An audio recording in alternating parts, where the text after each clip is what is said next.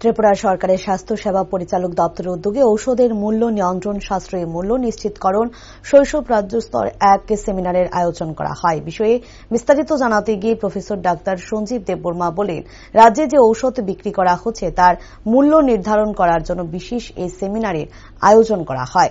আর তাতে যদি কোনো ধরনের অবৈধ কার্যকলাপ দেখা যায় তার বিরুদ্ধে কি পদক্ষেপ নেওয়া দরকার সে সমস্ত বিষয় নিয়ে বিশিষ্ট ডাক্তাররা এদিন আলোচনা করেন।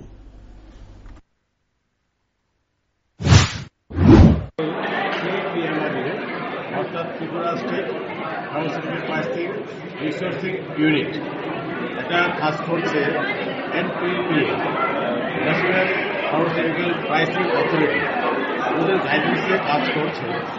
গত 5 বছর যাবৎ ওরা দেখছে যে আমাদের রাজ্যে যে সমস্ত ওষুধ বিক্রি হচ্ছে এটার প্রাইসগুলি মনিটরিং করা, মানে যে ওষুধের মূল্য যেটা লেখা আছে retail price not to be exceeded from the print out, ওই প্রিন্ট আউট থেকে যাতে বেশি না নেয় ওই টাইপের কাজ করে। যখনই কোনো কমপ্লেন আসছে ওটা ওরা দেখছে, দেখার পরে ওরা ন্যাশনাল লেভেলে রিপোর্ট করছে, করার পরে অ্যাক্টিভিটিটা অ্যাজ পার দ্য ল হচ্ছে।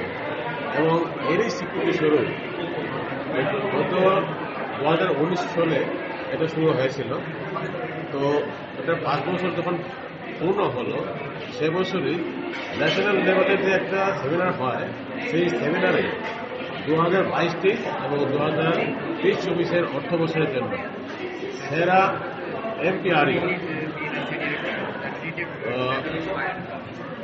ফার্মাসিউটিক্যালস প্রাইসিং রিসার্চ অথরিটি হিসাবে এটা স্বীকৃতি স্বরূপ প্রথম স্থান অধিকার করে আমাদের রাজ্যের টিপিএমআই। এটা নিরিখে ওরা রিকোয়েস্ট করেছিল যে আমাদের রাজ্যে সবার জন্য যাতে একটা অ্যাওয়ারনেস একটা সেমিনার করা যায়, সেই জন্য আজকে এই